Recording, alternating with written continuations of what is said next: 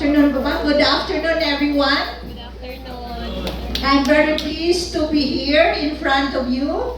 My heart is full, no? Because I've seen an ocean of businessmen who will be our partner for the implementation, the first 1,000 days here in Cebu, especially with the Chamber of Commerce and Industry, and of course other members of the Philippine Eagles, no?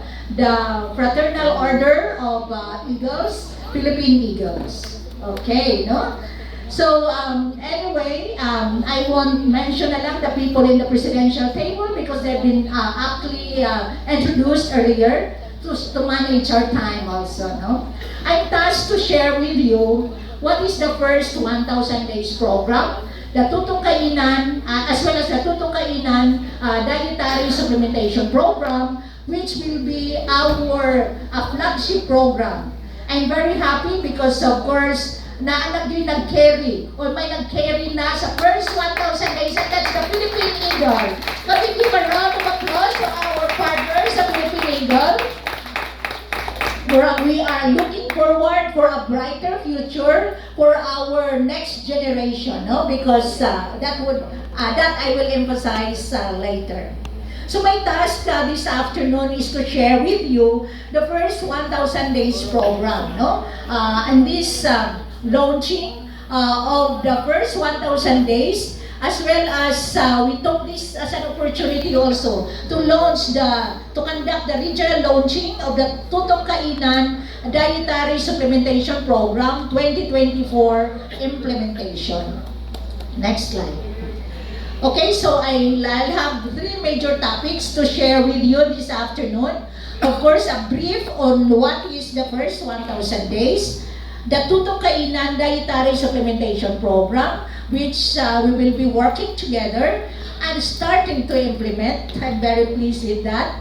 And of course, let me introduce to you the scaling up nutrition and the role of the business sector. Okay, so in the first slide, the first 1,000 days, first 1,000 days program. This is, but before that, let me introduce my agency for others. But of course, our president is very much aware of this organization or institution, as they already have the Fraternal Eagle has signed the memorandum of agreement already. But for the sake of our other partners and potential partners, and of course our beneficiaries, let me introduce my agency. This is the National Nutrition Council, the highest policy-making and coordinating body for nutrition in the country. This is composed of 10 government agencies and 3 private sector representatives appointed by the President of the Republic for a 2-year term. And that's our mandate, PD 491. Our mandates is we have 4 major mandates. Number 1 is formulation of policies, food and nutrition policies and strategies that would address the problem of malnutrition in the country. Second, we coordinate the national food and nutrition program. So tamang-tama yun because all the programs implemented by any other agencies that's our mandate to coordinate all of them. And of course, this Tutong Kainan with the Fraternal Eagles and other programs such as the Hidden Keller or those involved in vitamin A programs, so kanak sila, no, included.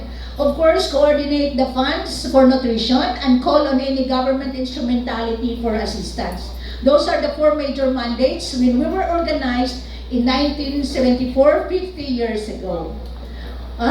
Because that's the start of the program, no? So as the years pass by, the next slide, we have additional mandates. One is formulation and coordination of the National Salt Ionization Program or the ASIN law. And another is, of course, because there are many sectors or government agencies implementing the feeding program, it is also our task to ensure that the information system is being managed. So we create the National Nutrition Information System, including the program implemented by DepEd for the school-aged children. implemented by the daycare, for the daycare children by DSWD, and of course for our pregnant women, which is principally right now implemented by the National Nutrition Council with the local government agencies. And right now, in addition to that, is the Philippine Eagle. Again, a round of applause. This is the very first Asian major organization bannering the first 1,000 days program. Thank you very much. No? And lastly, coordinate the implementation of RA 11148 or the Kalusugan at Nutrisyon ng Magnanay Act, as mentioned by our National President earlier. So that's the latest mandate given to us by the former President si Kanang Duterte, no? So before he leave the office. So our major programs and project, of course, the banner program that the national government is implementing, the Tutok Kainan Dietary Supplementation Program. Of course, our annual monitoring and evaluation of the program implementation done by the different local government unit. This is an institutionalized activity to ensure that the program is running at the different local government unit level. We also is responsible, the National Nutrition Council is responsible for the Operation Timbang Plus. This is the annual weighing of our and high taking of our children to look into or to make the state of nutrition of the country, starting with the barangay, as well as down to the city, municipality, provincial, regional, and the national level.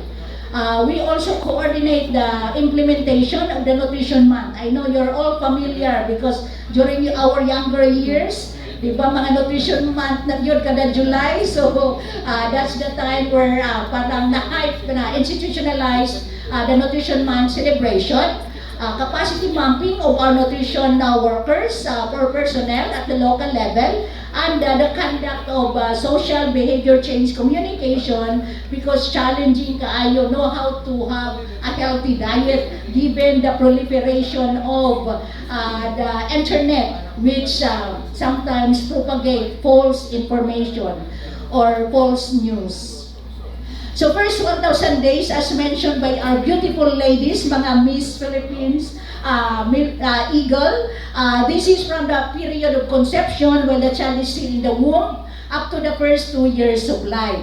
So that's for the first, as a pregnancy period, that's 9 months nagbuntis si mother.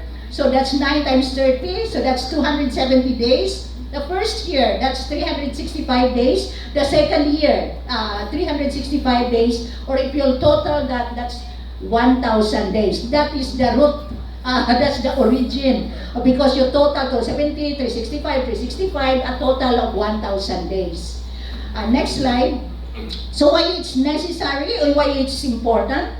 Because of course, this is considered the golden window of opportunity for the child to achieve his full potential in the different aspect of development. No, otherwise, if we won't intervene in the first 1,000 days of a child's life, it's too late the hero. Hindi na natin mahabol yung stunting that mentioned by our national president earlier.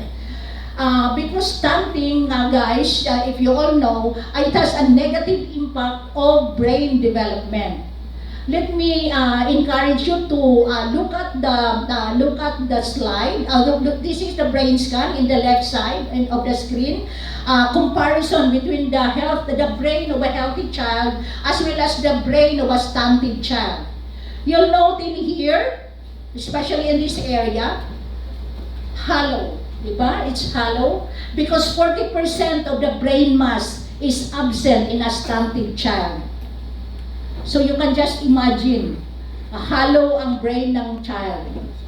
And the affected area is the temporal lobe, which is responsible for perception, memory, and language. So of course, sa bata pa, dihado na ang bata at the early start. Because how can he or she comprehend what I am talking, or the teacher's instructions, or discussion in class, because she cannot manage because the brain is hollow, wala may mag-process information. So ingon ana siya ka ang negative impact. And note also that of course stunting rate is unacceptable for a middle income country like the Philippines. Why? Because if you'll know, the comparative heights among ASEAN countries, we are second in terms of stunting, second only to Indonesia. And you'll note in here, we are in the top 10. We are second in terms of shortest in the ASEAN region. We are ninth in terms of our global stunting burden. And we are 10th in terms of our wasting, kaning bukog og panit. By the way, stunting mauni ang putot, no? Katong sa to below 5 feet, PFF, no? So kana siya. And as mentioned also earlier, one in 3 children, no? You will note also that there's an improvement in terms of our stunting. However, its improvement is very slow. Hinay kaayo ang atong pag-reduce sa ato mga malnutrition statistics. So that's why I'm very happy, and of course this is a very momentous event because now we have the private sector, the Philippine Eagle, who is bringing the flag of the stunting and malnutrition issues that would propagate the whole nation together with our advocacy using the beauties of our Miss Philippine Eagle, Miss Philippines, no? Eagle, that's very good kaayo, no? Madalang yun ang ato mga issues. So those are the effect in terms of brain development and the impact in terms of our height, no, compared to the other countries. However, its negative impact to the economy. Our Copenhagen study shows that the cause of malnutrition to the economy, no? The economic loss, according to that study, the economic loss of malnutrition is equivalent to 4.5 billion per year ang kaniyang future economic loss. And this is a budget of the DSWD, including 4Ps in the last 2 years. So ganun kagrabe, no, ang mahimong ang loss niya because of malnutrition. Next slide. The ROI. I know you're all businessmen, so that's why I really put in this data, because the return of investment, every dollar invested, again the same study,